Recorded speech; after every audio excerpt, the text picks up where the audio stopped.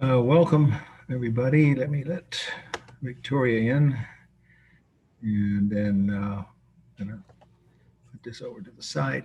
Okay, so let's do a speaker view here. Okay, a couple of things. What we're going to do today is continue, of course, to complete the topic we started on Monday, and that is art of the Aegean. But since there's only 3 slides left of that, and if you look ahead, next week, of course, is Monday's a holiday, so you guys get that day off.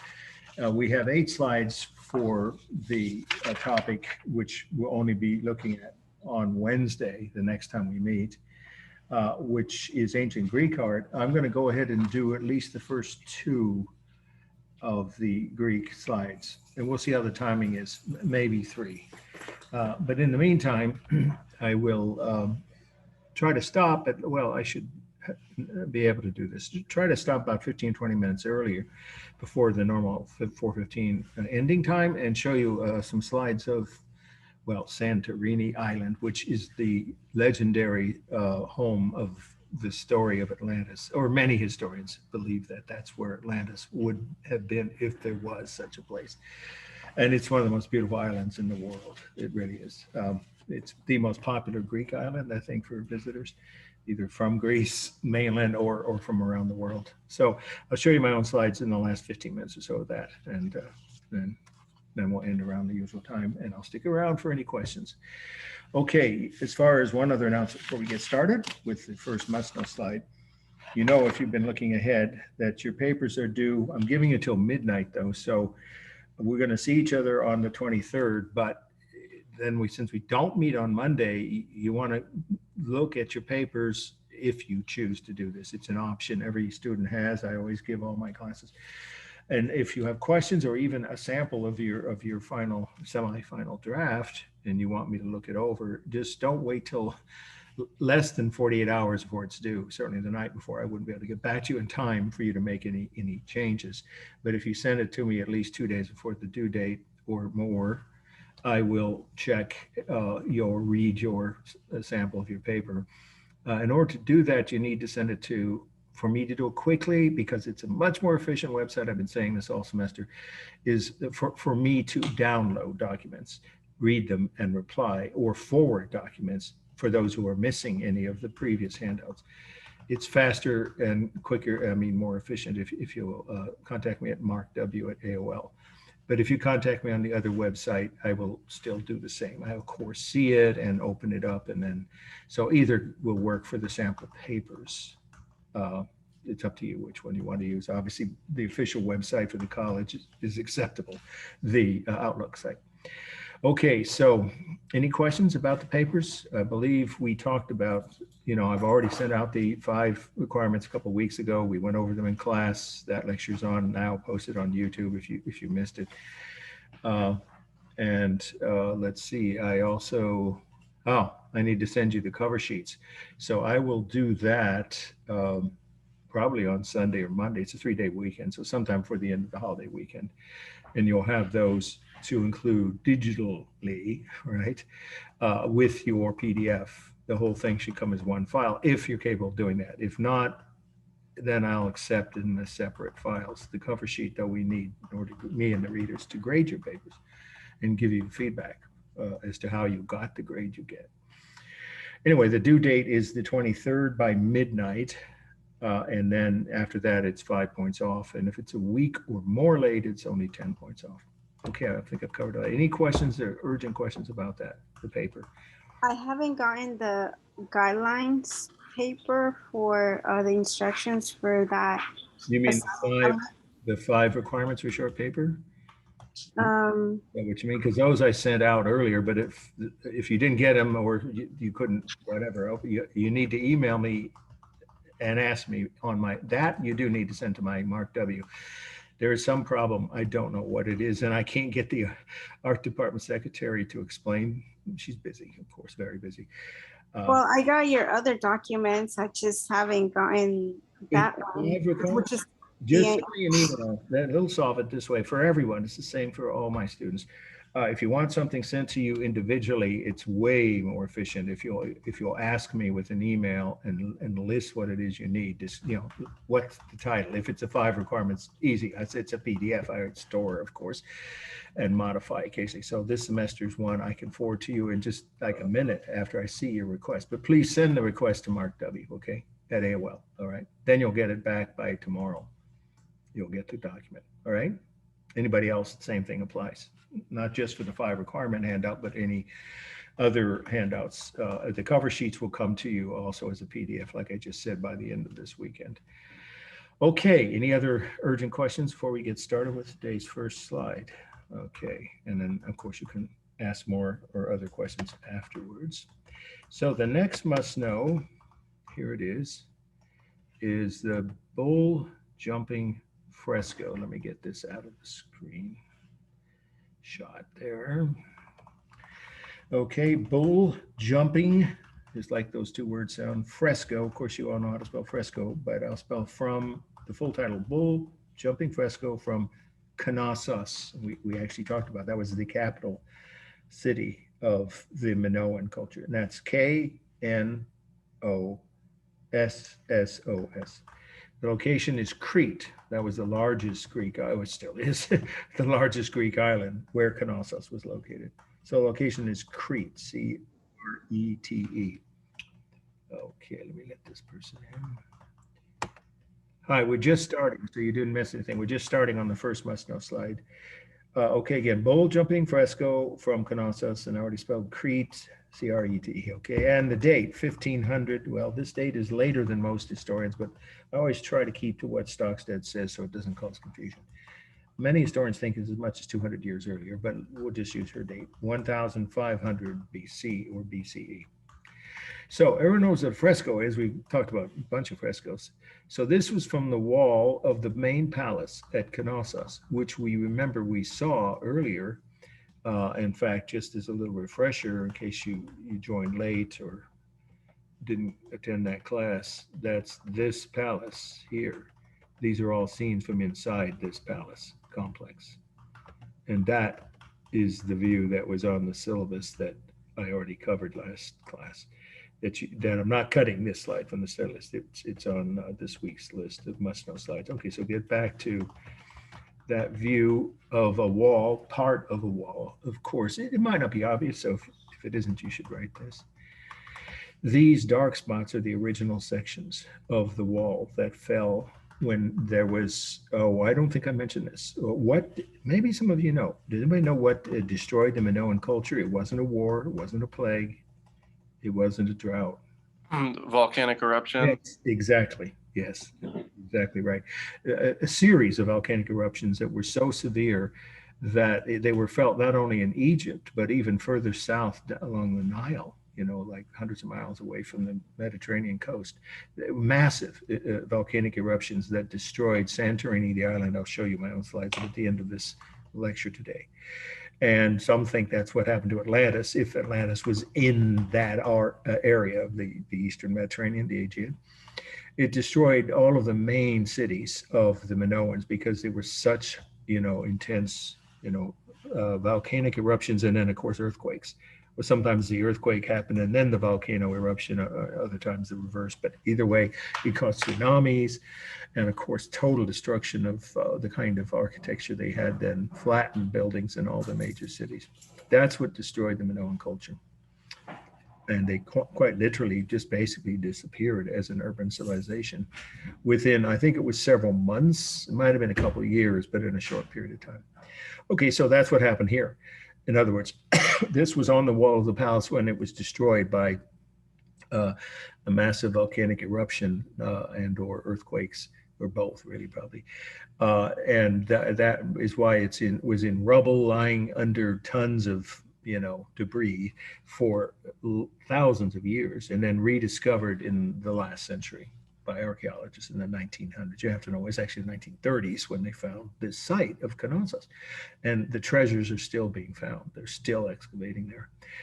Okay, so the dark parts are what was left when they unearthed the remnants, the ruins of the palace, and the lighter parts were filled in but we don't have to guess what was in those parts because there's plenty of examples. This is not the only bull jumping fresco that was on the walls of that palace, but the most famous one.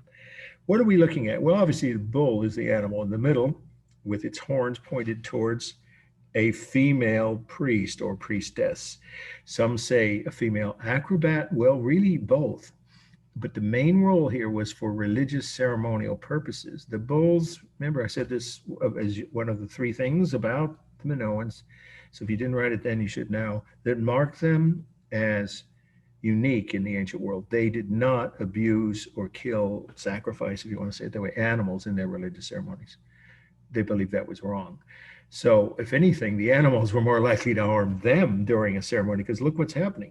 This female athlete / priestess is grabbing the horns of a charging bull, and then she's going to do what this male, you can tell by the skin tone that that's a male in the middle. Again, acrobat / you could even almost say gymnast, but this is a little different than the Olympic gymnast games, right? They have in the summer. So he's doing some kind of a major right somersault over the back of the bull, and he's going to be caught by this other female athlete or priestess. And then the same thing will happen over and over. It went on for, I don't know, for a long time, these ceremonies. So of course it captivated the audience's attention, and it riveted their focus on the ceremony.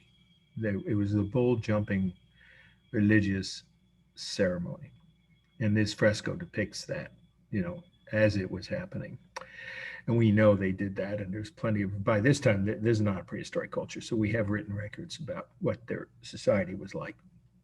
So again, remember that part of the meaning of any fresco where female and male figures were shown in the ancient world, we're talking about the ancient Western world now, you would see the female figures usually shown in white or light colored, and the male figures in a darker skin tone, even though that's not what, there wasn't the difference in their skin tones. Of course, for these people, they were all of Mediterranean origin. Okay, and then the bull is exaggerated. Obviously, its body is deliberately exaggerated to make it look longer, bigger, maybe even more threatening.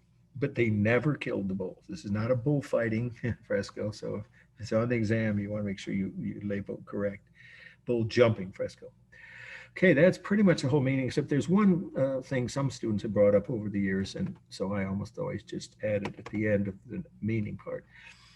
What are these objects up here in the border? We don't know. Some historians believe that they look like various types of stones, very smooth stones at the bottom of a creek when the water in the creek is, completely transparent, so you can see right down to the creek bed.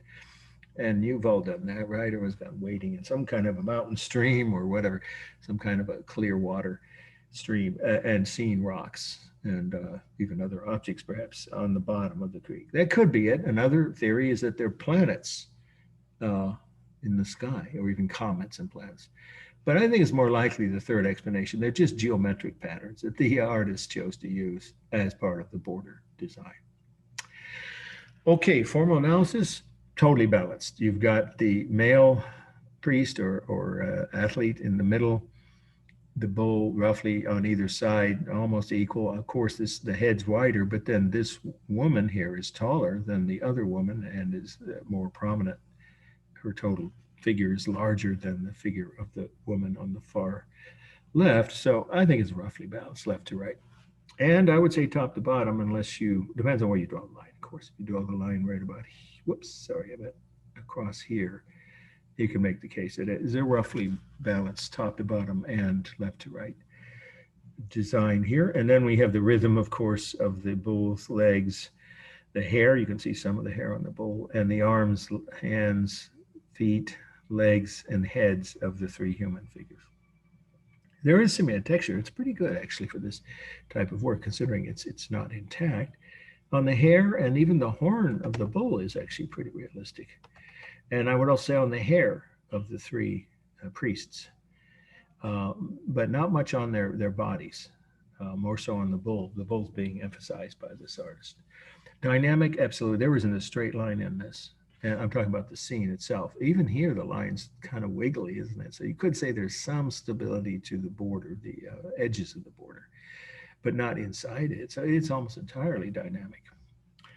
There's no modeling here. I don't see any. Maybe on the bull's horn. Some people have said they thought just a little possibly there, but that's it. It's minimal or no modeling is visible.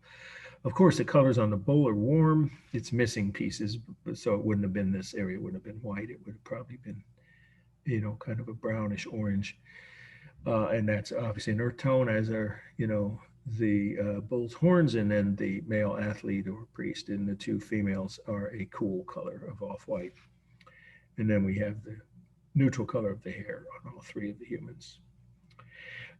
Then we have the largest, that's pretty easy, the biggest mass is the bull, and then it would be the priestess to the right, then the priestess on the left, because they're both taller than this man who is, to my mind, you have to write this, but it's almost like he must be the size of a jockey, you know, like a horse racing jockey, which would be something that, of course, would make it easier for him to do his acrobatic hijinks, or whatever you want to call them, maneuvers, if he was, you know, shorter, lighter, right? And it would be easier for him to make these leaps. We don't know, but we think that the sizes here shown here are relatively accurate between the different figures. So again, there are four masses: the bull, the female priest or priestess on the right, then the one priestess on the left, and then the male in the middle. The line here is bold around the bull and thin around the humans. Is pretty much the whole thing with lines, of course, and that's painted line, of course. Let's see, am I forgetting? Oh, space. The only technique is overlapping, right? Which you have, of course, the athlete in the middle overlaps the bull's body, and this priestess's hands overlap the bull's horn. There's no other technique for space. Okay, moving on. Now you don't have to take notes on these two slides. I just want you to see we are making a shift here, and this will be the rest of this week for today's lecture, and on the, except for my own slides, but on the syllabus slides, and all of next week's are mainland Greece. Now you might think, hey, Greece is Greece. What's the difference? Oh, it's a big difference. Those islands, the Minoan culture, and the ones before, remember we covered this at the start of the lecture Monday, the Cycladic Islands, where the first must-know was, right, female figure, 2500 BC. They had a whole different culture than mainland Greece. All of those islands now and the mainland of Greece are part of the modern nation of Greece. You don't have to know this. I'm just clarifying for context's sake. Many of you will at some point, if you haven't already. I think a couple of people said they've been to Greece. It's a fascinating place to travel to. And of course, their main industry is tourism, as you might guess it would be. All right, so this is Mycenae, which we're going to talk about with the very next must-know slide. I just want you to see the setting. We're on the mainland here of Greece, the part that looks like a glove. You know, you've got the boot, that's Italy, and the glove next to it. Some people think that the glove and the boot at one point were joined together, but that's not true. Actually, there's no evidence for that. How those two countries, Italy and Greece, ended up being shaped like, you know, articles of clothing, nobody can say. It's just a coincidence of geography or geology. But in any case, this is that part of Greece that sticks down into the mainland, you know, with the three prongs that look like fingers. And so mainland Greece is where the Greek city-state cultures started, not the Minoans. The Minoans were already gone by the time this city was founded, about 1300 BC or so, 1300 BCE. So Mycenae was the largest and most powerful Greek city-state. I'll repeat that when we get to the first must-know. But here are the walls. They're 22 feet high, the ruins even, which have been partially restored, but obviously not fully. And those are vineyards. It might be obvious, but looking over them. And then out there's the Mediterranean. It's not that far. It's not a port city, though. It doesn't have any kind of a port, but they had a navy. So they were, a seafaring culture, the ancient Greeks, of course. Yeah, all the Mediterranean cultures were to some degree, but they were mostly, the city was about 20 miles inland. And then here's another view of it looking up as you enter this site. It's a World Heritage Site, so it's well protected. And I think it's still being partially restored constantly by the Greek government, of course. These walls were 25 feet high when they were new. Now I'm going to repeat that when we get to the first must-know, but I just thought you might want to see there's no mortar here, no mortar, nothing to hold the stones in place. It's just the careful cutting of the stones. It's called fitted stonework, just like the words fitted stonework. And it's an ancient technique that goes back, the Incas used that in the walls that some people, I haven't been to Peru, but friends of mine who have shown me photos of the ancient Incan cities, including Machu Picchu, for instance. Which when you take world art, we cover that. Those are fitted stones. So it's not just in the ancient Mediterranean, but it seems in China too, that all over the world before some people decided, let's make the stones really stay in place, and be stable, and invented or developed the use of mortar, they still could make walls that would, well, here it is, 4,000, not quite 4,000, roughly about 3,000 300 years old, because the city of Mycenae was founded around 1300 BC or BCE. So now let's go to the next must-know. That's this slide, okay? It's Lioness, female lions. There are two of them. Lioness with two S's. Gate at Mycenae, and that's Mycenae. Lioness Gate at Mycenae, Greece, the location here. Now we're in the mainland. 1250 BC. Again, Stockstead gives it a later date than most historians. This is not my own slide, so I have no idea who the woman in blue is, but I'm pretty sure it's a former Santa Rosa JC art history professor or some kind of a friend of one of those people, because it was in our slide library. That's where I got this slide. So usually those are slides contributed by, purchased or taken by former instructors. I've contributed a number of slides to the slide library, but of course nobody uses the physical slides anymore, right? At least nobody I know. So we have her. I like this slide. I chose it for that reason. This is probably a good, almost not quite, maybe 5.5, 6 foot tall figure of a woman looking up, of course. So you get some scale from this. These were the original walls here now. The only thing missing is that one more row of stones at the very top, which made it 25 feet instead of about 22 feet. So what now is 22 feet high, originally the total height of the wall was 25. It's part of the meaning now. And the only other things are the heads of the lionesses. Those are missing.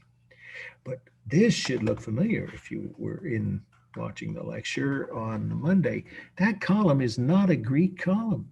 It is a Minoan column. So that tells us that these people traded with the Minoans toward the end of that culture's existence. And so when the Minoans were destroyed by those earthquakes and volcanic eruptions, the Greeks continued using the early Greek city-states this far back. This is before Athens was even a village. Mycenae was the biggest, the most powerful. So if you didn't write that before, I should say it slowly so you can't. Mycenae is so important to the history of early Greek mainland city-states because it was the largest and wealthiest of all the early Greek city-states. We're talking about pre-classical. Classical comes next week. We'll talk about that when we get to Athens and the golden age of Greece. This is long before that. This is almost 1,000 years before Athens became the biggest Greek city-state. But at this time, in the early Greek, mainland culture, this city, Mycenae, was not only the most powerful and wealthiest, but it was kind of the dominant city. And when they did, an incident where a woman named Helen, nicknamed Helen of Troy, that's really not the right way, they should have said Helen of Mycenae, was either kidnapped or eloped with the Prince of Troy. That started the Trojan Wars. So I'll say this again slowly. It's part of the meaning of why we're looking at this. The Trojan War, it wasn't plural. I used to think it was more than one. It's one war that lasted 10 years. The Trojan War started here, hundreds of miles away from Troy, because what happened is, some of you know, and if not, you should write this, is that the brother of the king of Mycenae, his brother's wife, so she would have been, royalty, was either abducted, kidnapped possibly, or maybe she eloped with the prince of Troy, right? Troy's prince. Some say they were really in love. No one knows, but all we know is that caused a war that started this 10-year war where the king of Mycenae and his brother, of course, who had lost his wife to the Trojans, swore revenge and that they would bring her back to Greece. So they sent hundreds of ships across the Mediterranean, or the Eastern Mediterranean, to what's now Turkey, the coast of Turkey. That's where the Trojan War was. So that's part of the meaning. So they kept the style of architecture for several centuries after the fall of the Minoan culture, especially when it came to the palaces and the temples. That's a Minoan style column. Remember, we saw them in the slides of, it's not obvious, here we go, just to make sure it's really clear if you missed that or you weren't focused when I showed those slides.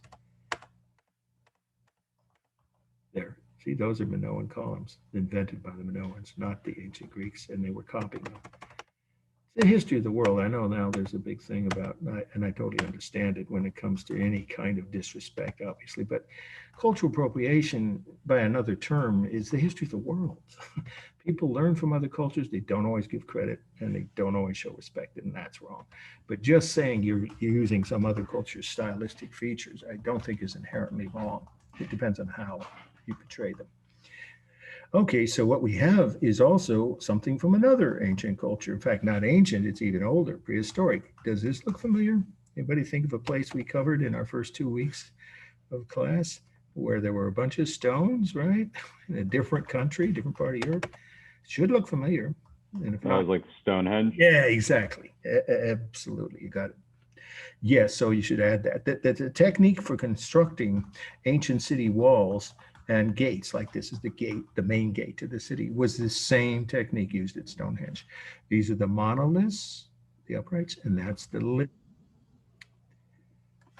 Hey, Elijah, yeah, we're just on the second slide, which is the Lioness gate at Mycenae. We're just talking about the meaning of it. Okay, so these two lions are symbolic, I think, all over the ancient world, not just the Mediterranean, but because you see them in China too, right? And other parts of Asia in the ancient world, they were symbolic of strength and courage. So they are often shown as guarding the entrance to a major city. And as I recall, that yeah, wherever lions were in Africa, there used to be lions in Greece. Yeah, Greece, lions running all over what's now Greece. Isn't that a strange thought? I mean, nothing like that now, not the census, but they did back then. So lions were always used as symbols of guarding city gates in the ancient world, and that both in the Western world and in Asia. That's why these are two lions here. Okay, so that's pretty much the whole meaning on this one. So this is, let's do the formal elements, the largest mass, I would say. But some people say, oh, no, this is it's called the Keystone. That's someone with their microphone on. This is a Keystone, and that might be, in some people's eyes, larger. To me, it's the lintels, the largest mass, then the Keystone, and then the two monoliths. And these stones are all about the same size. There is no simulated texture on the stones. The wall itself, that's all real rough texture of stones, of course, but there is simulated texture on the lions and the column, and that's done with carved line. So you have visual line, obviously, around the edges of each stone and at the corners of the gate, and then carved line on the keystone with the lions and the column. Then we have the space. Well, it's a real, it was a 25-foot high wall, now 22 feet high. And the opening is 12 feet. It's 12 feet high. That's a pretty good size opening. Obviously, the gate itself is long gone. It's probably wood or something. And then we have the rhythm. Each stone is pretty much a similar shape. The two monoliths are, the two lions. So there's quite a bit of rhythm. It's almost entirely stable on the wall. And the column in the middle of the keystone, but the two lions are, diagonal, or therefore obviously dynamic. But most of what you see in the slide is stable. And then some people think they see overlapping. I didn't say that. I said it's only the real dimensions of the walls for space, because I don't see any overlapping here. Not really. So we do have the bas-relief effect, though. Those lions are obviously in the column are bas-relief figures on the keystone. And so that is where the modeling is visible around the figures. It's the natural shadows from the sunlight is the only thing for modeling. It's cool gray color, everything. Cool gray colors, no warm colors. And I think I said the line is carved. Let's see. Oh, balance. Yeah, I would definitely say that. You look at the two sides of the gateway and the keystone, right? Draw the line down the middle. the stones. Of course, one's missing here, but that's, probably been replaced by now. I'm sure this slide is more than 20 years old. So originally, of course, it was completely symmetrical, this entire section of the walls. Okay, let's see. Am I forgetting anything? I think that's all of the main elements. Oh, the rhythm. Yeah, the repeated shapes of the two lions, the monoliths, and each stone. Okay, this next one is the last one on this week. But like I said, if you just joined us, a couple people did after I started. We're going to go on into at least the first two for next week because we aren't meeting Monday, and I don't want to have to cram 8 slides and all the notes that you'd need to take all into one class. So we'll see where we're at when we get through this and 2 of the next week's early Greek slides. Okay, but this is at the end of week 5's list you see here. Beehive, just like it sounds, one word, Beehive Tomb, and I think most people know that's T-O-M-B. I used to drive my teachers crazy when I would read an oral report and say the tomb of Alexander the Great or Julius Caesar or something. No, it's tomb, even if it looks like it's pronounced differently. T-O-M-B at Mycenae. I've already spelled, but I'll spell it again because we had a couple people just join us. Mycenae, the city we just looked at. It's outside the city walls. It's M-Y-C-E-N-A-E.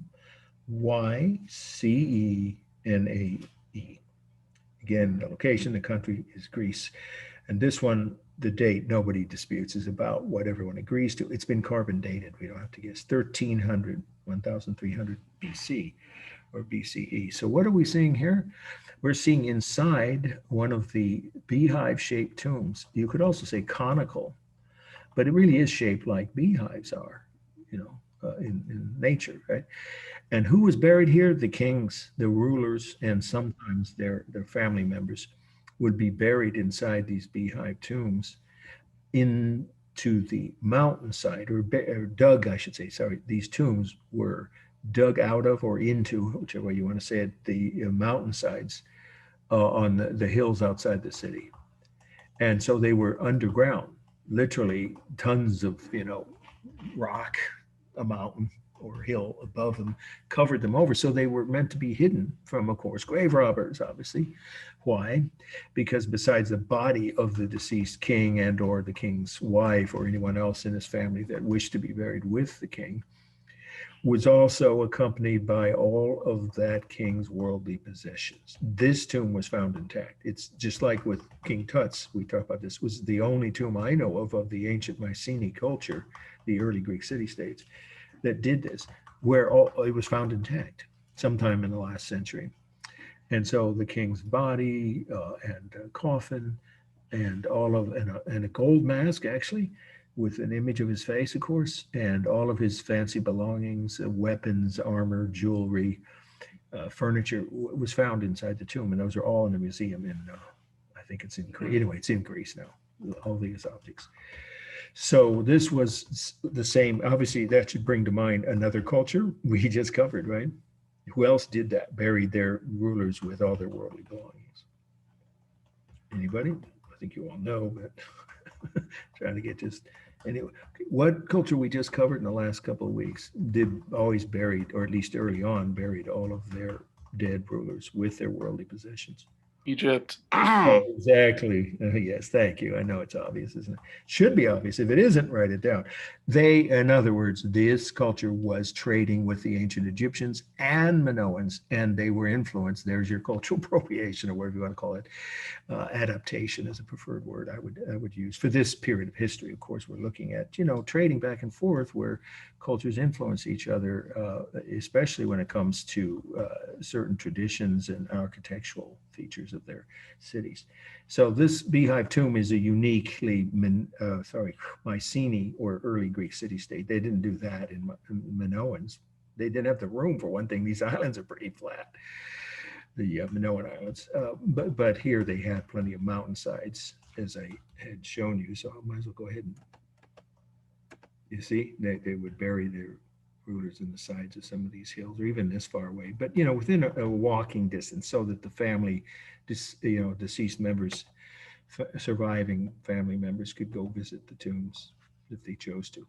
But then they eventually were sealed up. I wouldn't know exactly how long after the death of an entombment of that ruler's body and belongings. But sometime within, a few decades after that, they would seal the entrance. So these were lost until archaeologists found them. But many of them had been picked clean, just like with the ancient pyramids, except this one. Okay, that's plenty on the meaning. If you're curious what this is discoloration from chemicals in the earth and the moisture, of course, that happens when rain and other water seeps into the side of the mountain and then into the stonework. That's not the original color. I think I have another view. Let me see. Yeah, I do. This is an old black and white slide looking up. You see how it reaches almost, not quite a point there, but like the top of it is narrower, just like a beehive would be. Okay, so here we go. The formal elements, it's a warm yellow color of stone. That's the actual stone color here, not this. This is discoloration.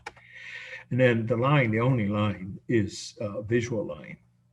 You could say it's formed by carved edges on the stone, but that's what we mean by visual line. It's not like carved into the stone. So I wouldn't say carved line, I would just say visual lines where there is the only modeling visible is from the artificial light. This is open to the public, by the way.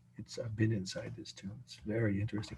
The echo effect is incredible, but don't go when a group of French or any other group of teenage middle students, right, early teens, want to scream to hear their own voice. It's deafening. About 30 of them were there when I was there with my now wife, and the two of us said, leave. The noise is so loud. It has good acoustics, in other words. Everything echoes. It's 22 feet. The space is 22 foot high, one open 22 foot high cone or conical, you say the way shape, but we even say beehive shaped space. There's no other space. There's the actual dimension. I don't remember how wide it is, but 22 feet is a pretty good height. And then the rhythm is obvious with each block of stone here. Pretty much the same shape. There's no larger or smaller masses. I don't see them. They're almost all the same size, these stones. And then the texture is the real rough texture of the stone. And it's totally balanced, completely symmetrical, just like a real beehive or cone would be if you cut it in half. But it is unbalanced toward the bottom. So it's balanced left to right, unbalanced toward the bottom. And it is both stable and dynamic. Each block of stone is stable, and the overall shape, obviously up to the curved top of the roof there is dynamic. So it's both. Okay, I think we covered everything on that. This is Fresco. It's not a must-know. I just thought you'd find interesting that I bought this slide from the walls of a city, which we're going to see at the end here when we get to around 4 o'clock or so. I will show you my own slides, just the last few minutes, of the island that some think is the basis for the Atlantis legend, but it's called Santorini. And so this was on the wall of one of the villas or houses in what's now Santorini, but may have been Atlantis. It's two teenagers boxing. Both boys, you see they had their hair in dreads. Isn't that interesting? And they use different colors of dye on their hair. But this boxing was more humane, you might say, well, comparatively, than some modern boxing matches, because they were, once any blood was drawn, the adults who were organizing these contests would stop and say, that's it. Whoever drew blood first would, of course, usually be declared the winner. So they did not want to see serious physical harm or injury happen to their, boxers, adult or youth boxers. Again, an unusual feature in an ancient culture. Okay, so this is what, now you understand, everyone, if you joined us late, I already said this just now, but once again, we're going to skip over or, go forward past this week because I don't want to have to rush through in one day all of next week's slides. So turn the page to week 6, ancient Greek art, and we'll just see how it goes with the first 2, and maybe we can do the first 3. Here we go. This is the first of the must-know list you see at the top of week 6 syllabus. Okay, 2 words, dipylon. I know it's a funny word, dipylon vase. That's D-I-P-Y-L-O-N, vase. I think everyone knows how to spell vase, right? And the location is Athens. So now we have a city called Athens. It's beginning to get bigger, more powerful, wealthier. But it was still not that big a city this far back. So it's early in the Greek city-state period, but we're past the Mycenae. Mycenae at this point had already lost most of its power. Athens, Athens, of course, in the date 750 BC. Again, many other texts put it at 800 BC. We'll use Stuxnet's date, though. Okay, what's a dipylon? It's a type of ancient Greek vase, and it's not a definition that's on separately on your list of terms to know. Yeah, I just want to double check. I thought for a moment I might have not thought to record, but I did. So that's important for those of you who might want to review this. Okay, so here's that. What is part of the meaning on just this slide? Okay, dipylon vase is a style of ancient Greek vase with a narrow base and a wide mouth and handles, two handles, comma, for carrying dry goods, or I should say large quantities, I'll say it again, for carrying large quantities of dry goods or liquids. You could carry wine in it or some other kind of, well, they have beer then too, or you could put, salt or seasoning or grain, like flour or whatever. So again, I'll say it's a type of ancient Greek vase with a narrow base, a wide mouth, and two handles, comma, used for carrying large quantities of dry goods or liquids. It's functional, but it's also decorative, like almost all ancient Greek vases, at least the ones we have left in museums today. So what story does it tell? That's the main part of the meaning here. It tells the story of one scene or one event, you could say one event during the Trojan, remember that's singular, war. Some of you know about the movie Troy with Brad Pitt. It is, I think he actually did a good job portraying Achilles. Well, that's this character here. Let's get up close now. That is the body of the recently slain or killed warrior, their hero, half human. Remember what the hero meant, and that's important. That will come up on the midterm in at least one, if not more than one slide. A hero is half God, half human. One parent was human, one was divine. So Achilles was half human and half God. So he was super strong. You could almost say superhuman, but he was still mortal. Well, obviously there he is. He's dead on top of his own funeral pyre. They haven't lit the fire yet, but they're going to. I think that's what this guy's about to do. So what you have here is a very simplistic, I used to say primitive, but that's not the word we like using anymore. So you can just say simplistic or naive, either word will do, image of both the deceased or body, you could just say the body or corpse of Achilles being mourned by mourners. And the mourners are these figures here. And then it looks like his pet dogs. I guess that's what they are down here below the funeral pyre. And these two priests or priestesses, it's hard to tell, I think they might be females, are about to light the fire. That's how they usually, they cremated, in other words, usually instead of, well, they buried some of their dead too. But often the most important members, when they died of their culture, the ancient Greeks, they would, let's just say often, I can't even say most of the time, but often they would cremate their bodies. So that's what's happening. It's a funeral of Achilles, and that's Achilles. He had been killed by an arrow to his heel. Now I'm going to pause. Anybody know why he died that way, or why it took an arrow in his heel, not anywhere else on his body? I think I know the story behind this one. Yeah, sure, go ahead. So his mother was advised to dip him in the river Styx, which is right. the biggest of the 5 rivers of the Greek underworld. Yep. And the water made his skin invulnerable everywhere except where she was holding him by the ankle. And so where her hand was covering his foot, his heel, the water didn't touch his skin. And so that part was vulnerable. Yeah, actually, I think it was just his heel, only because when he was a baby, I guess, a small baby he was, she could hold him underwater with just long enough. He said it exactly right. So it's his heel. There's a phrase, some of you know it, a person's Achilles heel is their weakness. It's become a cliche almost ever since the ancient Greeks came up with that story or myth. Yeah, you said it exactly right. So he had been dipped in a magic river. You can say it that way. You don't have to know the name of it, but it was that river Styx, which made him invulnerable. Just write it like it sounds. Invulnerable to any physical harm except for the heel where she held him in dipping in the water by his heel.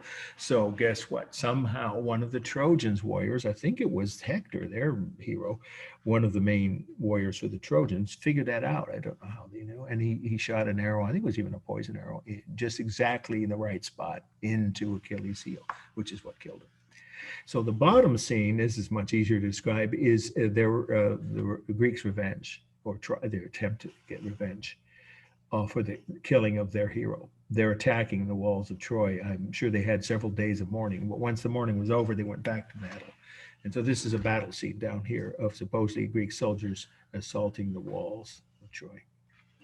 Now, if it's not obvious, both scenes are extremely, well, you could say childlike, but that's probably not the best word to use, but simplistic or naive. There is not much realism done here. So let's do our formal analysis.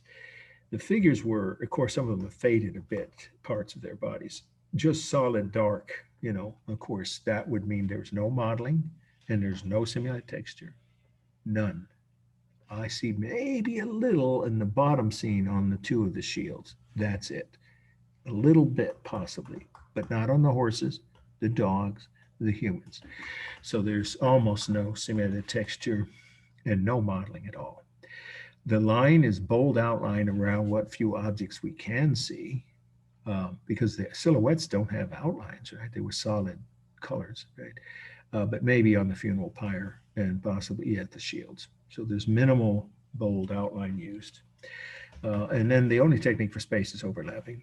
That should be obvious. And it's almost entirely stable on the scene on the top of the funeral. The pyre is, his body is lying, you know, sideways here, horizontal, and the mourners are all standing upright. By the way, I'm going to do something. This is how the Greeks mourn people. I've seen a Greek funeral when I was in Greece many decades ago, not in the big cities anymore, but in the ancient Greek times and even some rural parts of Greece today. You see these figures here? Let's get up close. You don't have to write this. It's just a quick aside. Whoops, sorry. You see how that's supposed to be their arms raised like and almost forming a square above their head. They lock their fingers with their arms raised above their shoulders, and then they march or walk rapidly in a circle. I think it's clockwise, but you could just say continuously in a circle around the deceased person's body, whether they bury them or what. Now they don't cremate much in the open air in Greece anymore like they used to. So usually just before the burial. So during the morning, they do this. They walk around with their arms raised like these figures and go, louder than I could ever do. And when you get 100 people doing that, it is very loud. And I've watched one of those funeral ceremonies, maybe 30, 40 years later, they don't do it, but they were when I was in Greece. So that's what they're doing. They're mourning in the traditional Greek way. And then here are, of course, the only techniques are overlapping. But look at these horses. I would call these spaghetti legs here. I mean, the legs of the horses, let's keep it a close up. That's not realistic at all. There's overlapping, but it's really, really minimal. So there's really not much technique for space. Now, I don't see a larger or smaller mass. They're almost all the same size, the figures on the top. And then the soldiers with these half-eaten apple cores. One of my students said that's what they're supposed to be, shields that they're hiding behind here. So these have, of course, rhythm. The rhythm is the repeated legs of and heads of the horses. And there's a little bit of overlapping just with the shields and I guess the horses. Otherwise, there isn't even up here. I don't even see overlapping on the top scene. Colors are all warm. It's kind of a reddish brown color that was used. Some kind of dye, of course. And there's no larger or smaller, like I said, figures. But each scene is balanced depending on, you know, how you want to rank them up. But you'd have to say you could make the case that there's equal numbers of objects left to right. And I would say top to bottom here too. Okay, roughly balanced. And of course, there's the rhythm of the repeated human body shapes and the shields at the bottom and the horses. Okay, let's move on to There's another view, by the way. Yeah, it's in a museum in Athens. You got to see it. It's pretty interesting. It's been pieced together. You have to write this down. You have plenty on the meaning. But it was found in shards in ruins wherever in Athens, somewhere in the burials, I should say, a archaeological dig in or near Athens. Okay, let's see. I think we will do this. Why don't we do this one? I know it's going to be here, but then we'll see my own slides, and that we'll probably still end a few minutes early. I'm not sure no one will object to that. But now you're still looking at the top. You're going to go to, it's the third one down, but it makes sense to do it comparing it to the last slide. You'll see why. This is one of those that's so important, I'm not cutting it from the study list. It's the third slide from week 6. Here goes. Dionysus in a boat. Dionysus. In a boat, just like it sounds, 4 words. We now have the first named artist. So if it's on the exam and you write Greece, you won't get credit for that part of your answer. It's whatsoever on the syllabus is what you need to have. And of course, I've said many times, you will get the advantage of an open book, open note test. Okay, so you'll have this syllabus in front of you, hopefully. But his name is spelled EXE. KIAS, 540 BC or BCE. So who are we looking at here, or what are we looking at? Well, who was Dionysus? Anybody? A couple of you know. An ancient Greek figure of some kind, pretty important. I'll go ahead and say he's not a normal human. Anybody know God what of that? wine, right? Yeah, the god of wine. And some would add, and debauchery, or partying, if you prefer that phrase. Yeah, but most of you just call him the ancient Greek and Roman. They both believe in the same God, ancient Greek and Roman god of wine, Dionysus. So this depicts the origin myth, that's the only way to write it, of 2 things that Dionysus created according to Greek beliefs, ancient Greek mythology. Supposedly, we'll talk about how in a minute, but what are those 2 things that this depicts the beginning or origin? It's called an origin myth, right? Every culture has origin myths, right? Every culture. So this depicts the beginning or birth, or just the origin of dolphins, right? And wine. Okay, so how did that happen? So here's the story. I'm going to tell you the story and then repeat it, summarize it briefly at the end. So you do need to know the gist of it if this is on the essay part of the exam, which I'm obviously not going to tell you which slides will be, but it's one I just said it won't be cut from the study list for the midterm. Okay, so one day Dionysus disguised himself as a normal human. By the way, gods were always 50 feet tall. All of them, male, female, minor. Well, actually, minor gods were smaller. The major Greek gods were 50 feet tall. So he wanted to pass as a human. So he disguised himself as a normal size human. And he was kidnapped by pirates while he was down on Earth. And he warned them that if you don't let me go, I will become my full size, and you will all have to jump overboard. There'll be no room for you on your own boat. And they laughed at him. Of course, they thought he was bluffing. So there he is after he turned himself into his full 50-foot height. That's Dionysus. See, it almost looks like he has a crown on, but that's maybe part of the story, but I've never read that. However, he's got some kind of strange, it's either a blanket or some kind of pajama legs here that look like star patterns. In any case, he's lying, in other words, lying back across the boat he just took over. And what happened to the sailors? They all fell in the water, or were pushed off the boat into the water and started to drown. So he took pity on them and turned them to dolphins. Now, did you know dolphins were descended from ancient Greek pirates? Who knew? But that's what the Greeks believed, or at least told their kids, their religious beliefs said that. The dolphins were once, the ancestors of were ancient pirates who Dionysus turned into dolphins so that they wouldn't die. And then he was thirsty. He's out in the middle of the sea with no shade, no, nothing to keep the sun off him. So he wanted to drink. So he was a god, he could do whatever he wanted, the mast of the boat into giant bunches of grapes, which then, because of the heat, fermented. He squeezed them and voila, you have wine. Again, odd, if not strange story about how wine came to be, but that's what they taught people in their religious ceremonies. This god, Dionysus, became the god of wine after this incident by turning, the former occupants of the boat he was on into dolphins. and then turning the mast into bunches of grapes, which fermented into wine. There we go. And this is a different kind of a vase. It's a shallow vase called a calyx. It's part of the meaning Kalix, which is a shallow vase with two handles that is meant for putting objects on a table. You could even just put flowers in it, or you could display things, or you might actually put fruits and, breads or whatever you're serving. But you wouldn't put large quantities of liquid or dry goods in it. It's just for small quantities of items you place on a table, or even just for decoration. Because the last fact about the meaning is, who was this artist? He was the first famous Greek vase painter. That almost is obvious, but if it isn't, you should write that. In other words, he's the first one we know the name of. Very successful. He did many of the most famous Greek vase paintings. And then he had a workshop, so he made a lot of money making copies of his own work. Of course, that's a common feature for successful artists today, but it already was happening back in ancient Greece. So he's the first famous ancient Greek vase painter, and he had a workshop that produced, just say many copies. There's probably hundreds at least of each of his designs, because people liked them and they asked for their own version of it. For instance, here's another view of it. See that? That's a replica. That's not the original one. But here's one he did. You have to write this a little later, different kind of vase. You don't have to write, it's not on the syllabus. But you can see there's two Greek warriors during the Trojan War playing checkers. They had checkers. I don't think they had chess that far back, but they had checkers. He was very famous. So once again, the last fact on the meaning, then we'll wrap it up with a quick formal analysis, was that Zekius was the first famous ancient Greek vase painter. The first one we have a name for.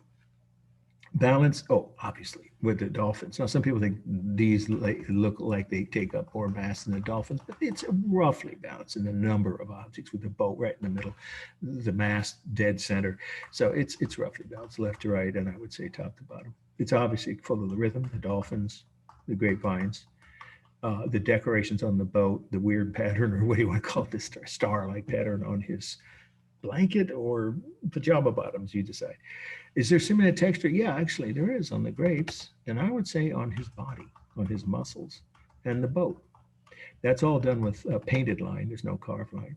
The entire scene is warm, again, shades of orange and brown, except for the sail, which of course is the one cool thing. There isn't, one straight line. The bottom half of the mast is stable. Everything else is curved. So it's almost entirely dynamic. The largest mast, that's easy. The boat, then him, and then you decide if it's the grapes, the individual grapes, or the dolphins. Let's see. For space, there's overlapping. The boat overlaps him. He overlaps the sail. That's it. There's no other technique. And of course, we said there's rhythm, the repeated shapes, right, of the dolphins, the grapes. Let's see. Modeling. I don't see any modeling here. Don't really see any modeling here. Okay, and let's see. Balance, mass, space. I think I've covered everything. Okay, let's take a look at, let's take like 60 seconds or so for me to pull up the, hang on, I have to pull this down so I can, what I want to do is get to, let's see, where are we? Need to get this smaller here. Why is it not giving me the option to go to screen share? Yeah, but I need to get to my files. See, so it's weird. Why is it doing that? That's not good. No. I already did that one. Thanks. I don't see the option to leave the screen long enough to get. Oh, there it goes. Weird. It jumps around. Hang on, folks. Here we go. All right. Now we'll get to it in about 60 seconds. All right. You're going to see just about, 14 or 15 minutes. Open up of my own slides of Santorini, which is the basis for the legend of Atlantis. So we're going to see that. Let's cut straight to, well, actually, I think I'll show you this one other Greek island. Okay, but of course, now I have to do the screen share. So give me about 30 seconds to get to that. Here we go. That should do it. Yeah. Okay. All right. recalcitrant. Okay. New share. It should be a new share, right? Whoops. Went back there. All right, let's get this full screen. And can everybody see this? Thank you. Yep. Yeah, good. This is one of the islands that you'll see if you take a cruise from Athens. Well, it's not Athens, it's a port near Athens. Greek island cruises are very popular with, of course, tourists from all over the world. This island was occupied by the Turks, as all of Greece and the Balkans were, for a long time. And so there's a mosque up here on the hill. I think you can see that. And then this is the only Greek island that I've seen with a reasonably large but the smaller Greek islands. Now, Crete has about 2 million people. All of Greece is about 12 million. So that's a big island with the decent sized cities, 2 or 3. But this is the only one of the other Greek islands with it's Samos, as I recall. There's the mosque, you see it up there. And then here is their own town hall. But let's go to Santorini/Atlantis. This was the lip of a volcano. You can see it on the edges of this slide here, and you'll see it from up above in the daytime. We arrived in the evening, me and my then now wife. The two of us had studied Greek art history in our college classes, so we knew about this place. Santorini, just like it sounds, Santorini, beautiful place. So let's take a look at what it's like. This was the only decent sized town on the island. And today it's the main tourist hub, but we didn't want to stay in the middle of the town. So we stayed on the outskirts, and that's what you're going to see, taking a walk a few miles, 2 to 3 miles into the town proper. These buildings, the streets, the walls, the churches, they're all well over 500 years old, some of them more like 1,000 years old.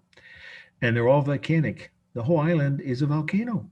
It's the lip of or ridge of a still could be active volcano, but we don't know for sure if it's going to blow its stack again, as has happened with Kilauea in Hawaii and many other places. What we do know is, or Tonga, right? That one happened just last month. But we do know that it was what happened to the Minoans. These are volcanic rocks. It should be obvious when you look at them, right? If you've ever seen volcanic rock, a bunch of places in California near Mount Shasta used that same kind of rock, even in more recent times. Okay, so there's the main city, and the walls here keep pretty stable. They kind of cling literally to the side of the hills of the cliffs, and it's such a beautiful island. I call it the island of melting ice cream.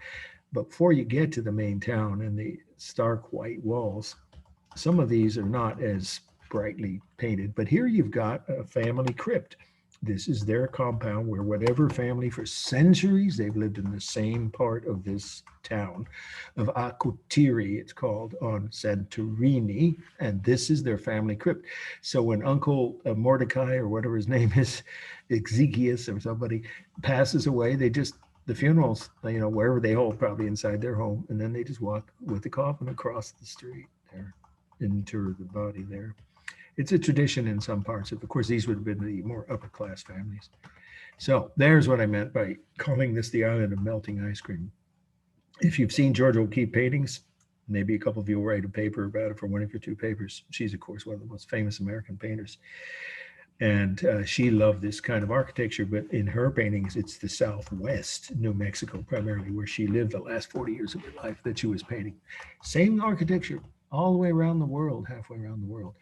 Stucco painted white over stone, of course. Or as in New Mexico, it might be adobe bricks. Here, it's not adobe, or they wouldn't have survived. There are still heavy earthquakes. In fact, there have been 3 or 4 since I was there that damaged some of these buildings, but they've been repaired.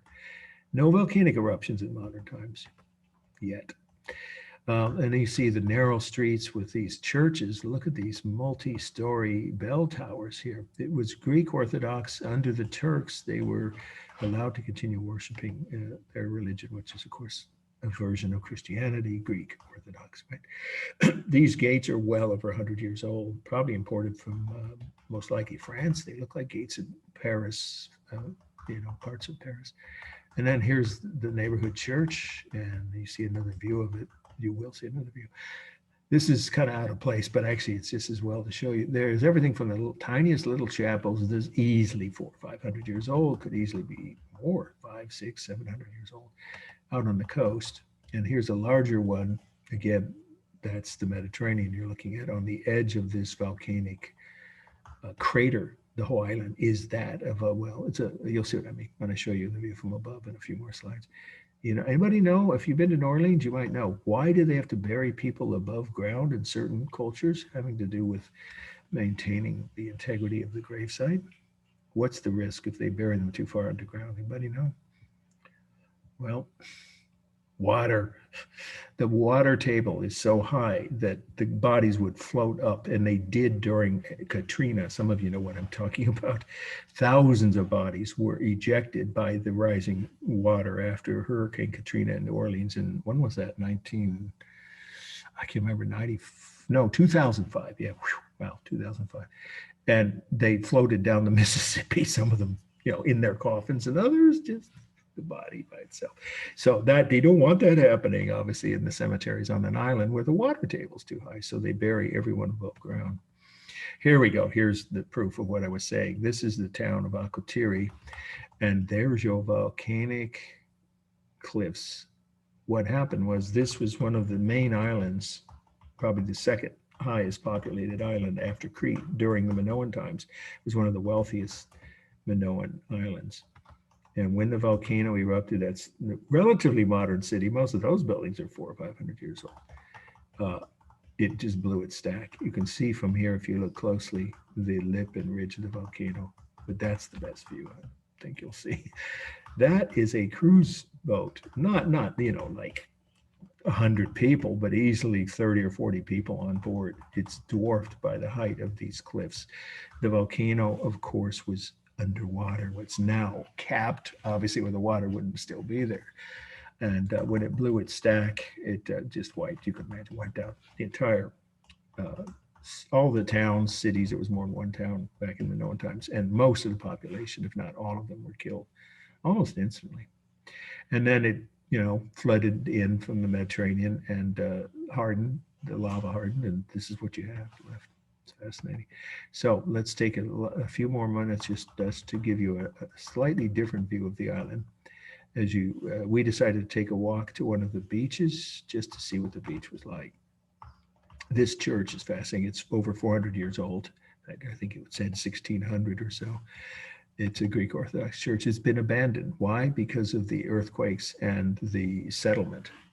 You know, settling is a big problem. When I was a realtor, we used to have to disclose that. When anything is settling, you can't just sell it. You have to have an engineering soil sample, it's called, report, to show how much more creepage is it going to be. Is it safe to be here in 10 years? You know, just on the edge of the hills and mountains in some parts of the Bay Area, you have that issue. And this island, it's everywhere. The settlement and the damage that causes. So this church has been abandoned decades ago, as you can see from the condition. But some people built new houses even with that issue. And here's, I remember hearing about it in town.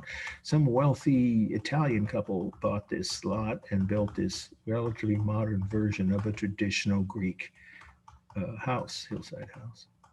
Then we went to, we'll end up with this view, these last few views, to this black sand beach, supposedly. It was so hot, there was no shade, didn't take enough water.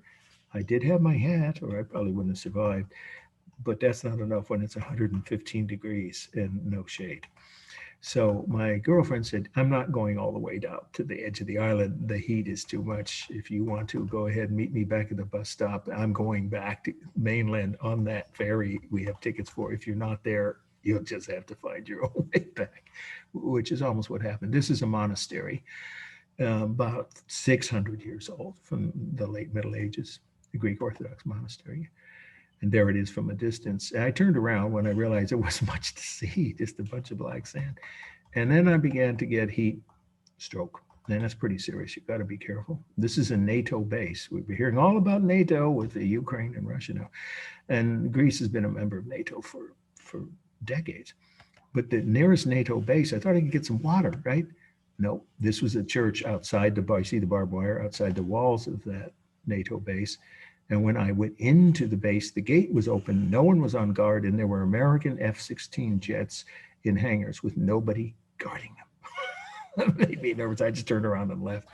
I wasn't going to ask. I thought they'd arrest me if I did. So I gave up on looking for water. And on my last few minutes before I luckily got someone to come to help me get out of this nonstop heat event, I had to take this. This was so beautiful. If you've been to Mexico, it should look familiar to some of you, or you're from that part of the world. There's some beautiful small churches all over the Mexican countryside that are, again, close to 500 years old. And this one's got to be about that old, especially when you look at it from here with the crooked cross and the plaster spattered bell, and then, you know, the stucco walls.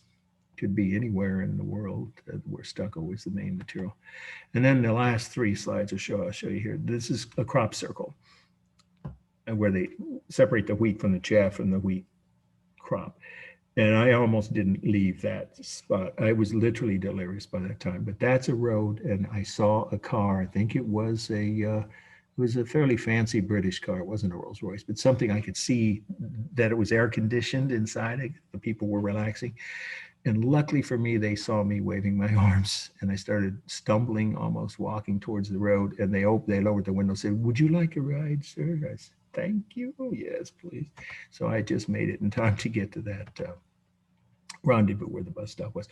The last couple slides will just give you an idea of what the colors in this island. They're just fabulous. Of the different walls, and you see here, this is all volcanic stone, which has been, of course, stuccoed over and then painted. And then we have donkeys. Don't ever rent a donkey on that island or any other Greek island. You pay hardly more than several more $100 than that. It was $200 and your passport as security. And then you think you've got an easy way to transport if you have a bunch of heavy bags. These donkeys, I heard people cursing them when I saw some of them were running away from their, renters across the island, and you'd never see your goods anymore, and you'd have to forfeit the $200 to get your passport back. So it wasn't worth the risk. And then on the way out is the day we left. This shows the edge again of that volcanic crater that's just incredibly powerful. If you could just even imagine what it would have been like to be standing along the edge of this island, and suddenly the ground starts shaking, an earthquake, probably 9.0, right? Would have begun to destroy everything around you, and then the ear-splitting sound of the volcanic eruption, and that'd be about the last thing you'd see. Okay, so on the ship on the way back, there's no tourists coming in for the next group to come in. It's worth at least 3 days. That's how long we spent there. Okay, and that would be the port that you take the ferries from, the mainland port of Piraeus, it's called, to get to any of the Greek islands. Okay, I hope you enjoyed that. So any questions, now we'll stop the share here, and I'll stick around if you have questions that, I didn't already answer. Remember, your papers are due a week from today, but by midnight. So you have some time, and you can, once again, you can forward to me, but if you want me to read them more quickly, send them to AOL, Mark W. at AOL. But if you send them to the Outlook site, I will also be able to open them and give you feedback as to what you're missing, if anything. As long as you don't wait till the day before they are due, right? Give me at least 48 hours. All right. Any questions about anything, either that we've just covered, or extra credit, or your papers? Anybody? And thank you for the participation. It was, I think, very interesting and helpful to hear several of you, your fellow students, describe some of the stories, the anecdotes that fit with this topic of ancient Greek art. Okay, any questions? Now's your chance to ask. I emailed you your AOL email about the guidelines. Yeah, I just wanted to let you know. So you did that. Okay. Well, they're stored at my home computer, and I'm up here in Santa Rosa. I live in Berkeley, as you know. So you'll get them tomorrow if you send it to Mark W. at AOL. And whatever you ask for, I will forward to you as a PDF, tomorrow, early afternoon probably, but well before 5 o'clock. Okay. Anybody else have any other questions about anything we've covered? extra credit. Don't forget, hardly anybody's done more than 10 points. I think no one has yet of extra credit, but of course it's early. You still have plenty of chances. But don't forget the paper being due. Since we're not meeting Monday, don't waste your time looking for login information on Monday. It's a federal holiday, so take the time off and use it however you choose. Wisely would be maybe working on your paper, but that's obviously your call. And of course, I check my email almost every day, except Saturdays. I usually have that as a family day. But almost every day between now and when we see each other 1 week from today, if you have a question you can ask by email, I will get back to you, usually within 24 hours. All right, one more time. Anybody have any questions about anything we covered? Grades, extra credit, or your papers? Well, good luck with the papers. By now, you should be working on them, actually. If not, you should have picked a topic at least and start the research. Okay. All right, you guys have a good holiday weekend then. All right, remember, no class on Monday. I'll see you all today. Yes, question. Thanks for sharing your slides. Well, yeah, thank you guys for your interest. And like I said, the participation, I think, is very valuable. That's always the way I try to teach is encourage students to speak up about whatever's relevant to the topic. All right, see you guys in a week. Have a good weekend. Yeah, you too. Thanks, Mark. Have a good long weekend. Yeah, you too. Relax.